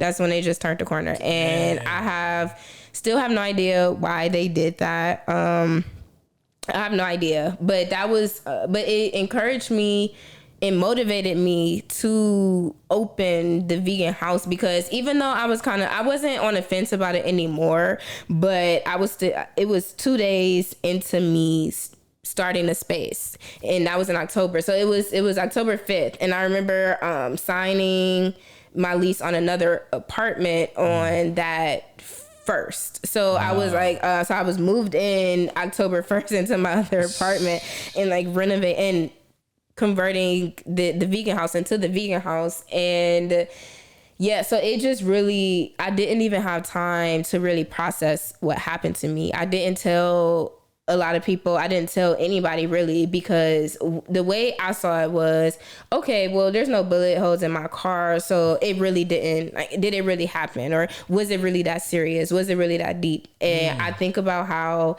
if I would have did anything else, I could have been dead. I could have, if I would have accidentally turned my wheel too far while going 70 miles per hour on at least 70 miles, because it had to be over, because that's the only time I checked my speedometer once, and that was it, because I was going so fast. I had to make sure I didn't hit another car. And I just think about if I would have kept going to miles, or if I wouldn't have made that right. And I thought about that, but I really did not have time to process it and figure out, well, how do I feel about this? I was still seeing a therapist at the time. So I went to therapy about it, and my therapist was just like, that's messed up. Like, that's all she gave me. That's all so it was just like, Thanks, Doc. I needed just a little bit more than that. And I think it was just like seeing how, But seeing how people received it, like even me telling you, and you just like, that's traumatic. Before I even said it was traumatic, I just think about how, like, growing up, I was so used to being traumatized. Like, we went to sleep with gunshots and just being so traumatized by systemic racism that I didn't realize that all of these things were affecting me. So I had to open up the vegan house, and when I seen the pictures from the grand opening, I didn't even recognize myself smiling. Like, I'm just like, this doesn't even look like me smiling, because like up until then, like I was crying the entire, like, because I think about like when people would drive, kind of like if they even drove slow by me, I was shaking. Like I was dang near having a panic attack. And I'm just like, oh, that's nothing. Like the moment's fleeting. But it's like, no, this really affects me. And this is something that almost stopped me from living out my dreams. And it's real. And it's real because it's like, you see me smiling in these pictures and it looks fake to me, because I'm like, I can't even believe I'm smiling after this happened to me.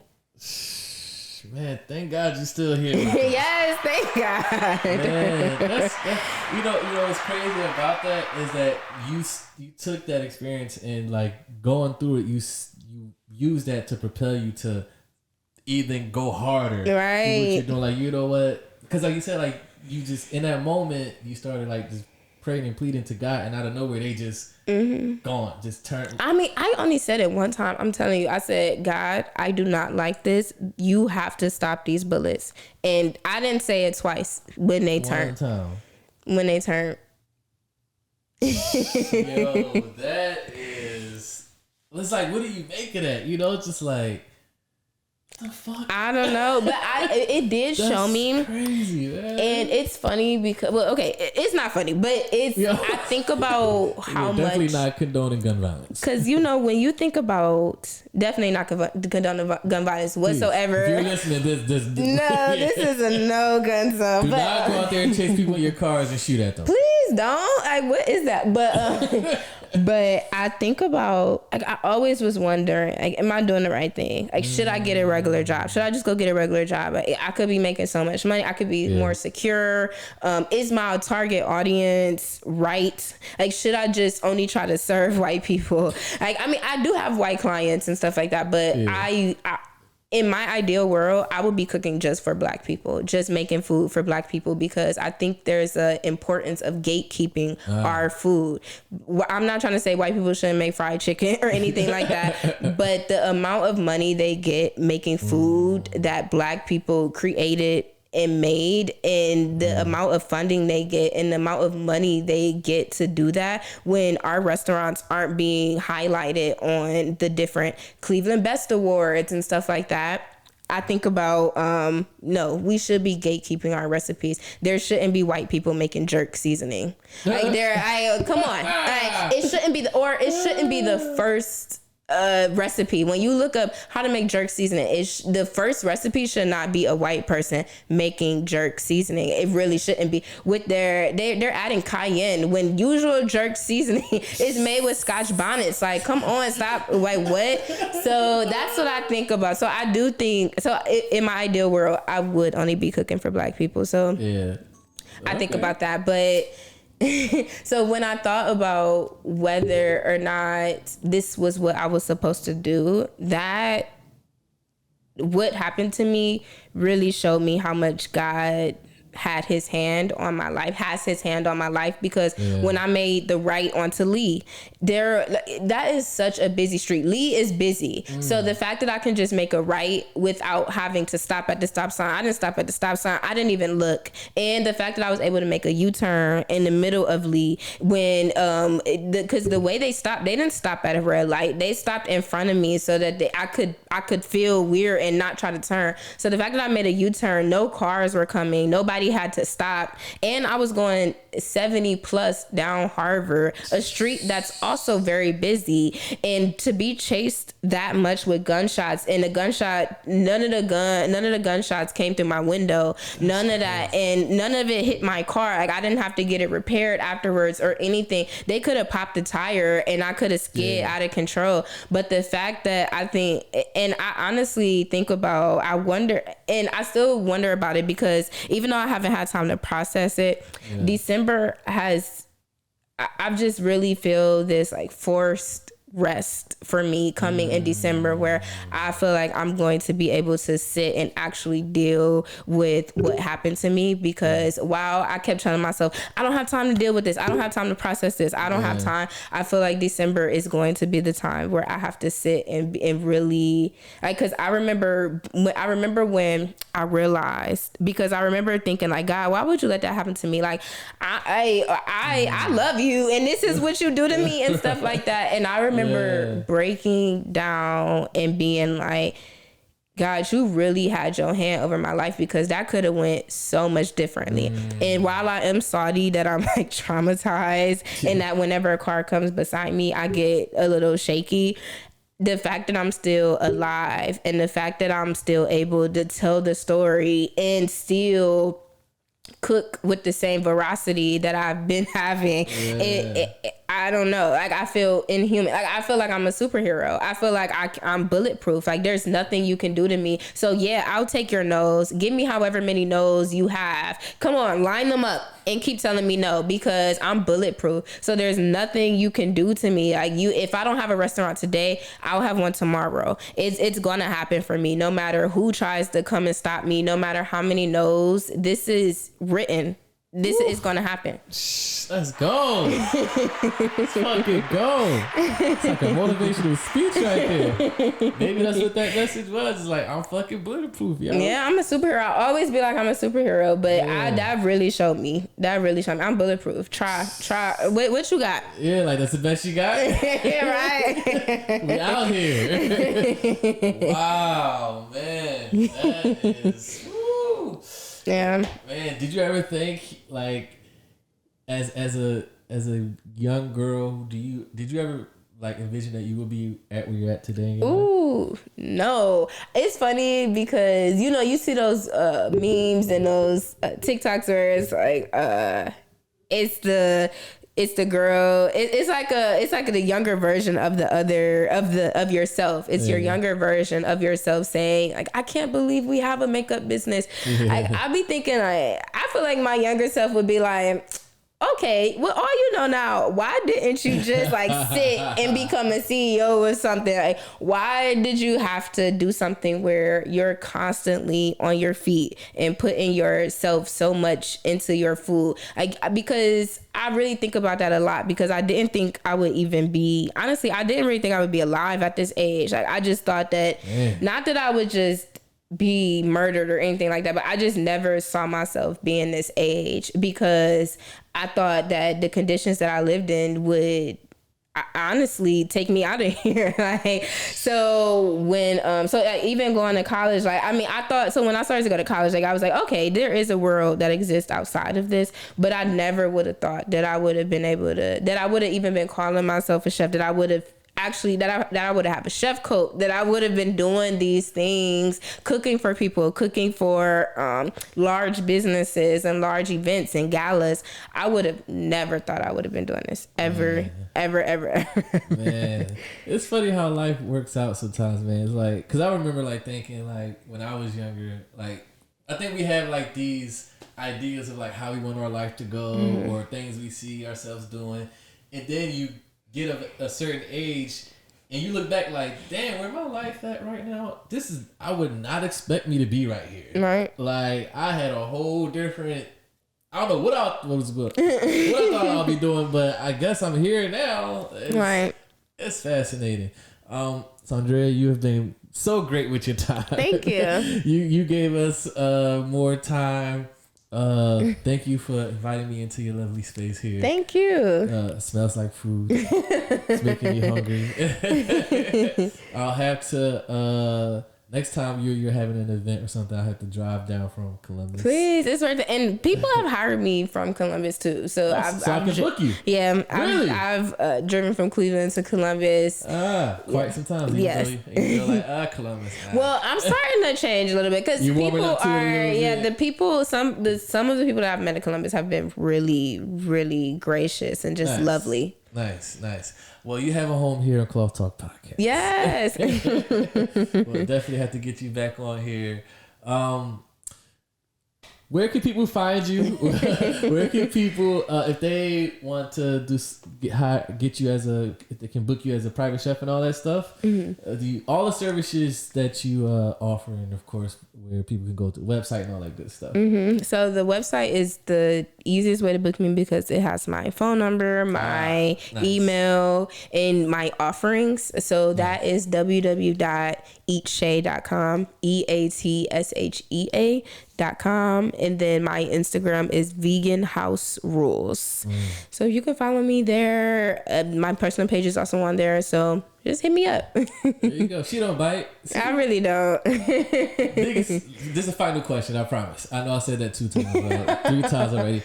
All right, we'll end off with this note. The biggest misconception about you. Oh, so a lot of people think I'm tall. A lot of people think I'm tall, but a lot of people think they meet you in person like, oh. Yeah, so I don't know if I give tall energy, but when people meet me in person, they're just like, oh, I expect you to be taller. That's the biggest misconception. I don't know What are you doing to fool the people? I have no idea. All your pictures are in heels and pumps and shit. Actually, that might be it. That might be it. Boots, the heel, see? There you go. There it is. Biggest misconception is the height. Yeah. Or that I'm intimidating. So the people that do meet me in person, meet me in person off of Instagram, I think I'm intimidating, that I just got my life together. And I'm like, you don't even know. Like, I was crying in my car before I got here because I just got another rejection. Like, somebody didn't want to come to my, I don't know, they didn't want to book me for something. Like, I was just trying to figure out if I still want to do this. Right. So I think a lot of people think I just got my life together and that it's like, I don't. I'm figuring it out though, but yeah. Well, hopefully this conversation, people have gained a different perspective on you. Yes. A new respect for you. Hopefully y'all was enlightened. Learn some new things about food, about her, obviously. This has been another episode of Cloth Talk Podcast. Make sure you subscribe, follow, like, comment, share, all that good stuff. We'll see you on another episode. Peace. Thank you for having me. Thank you. Wait. Let's get Jerome.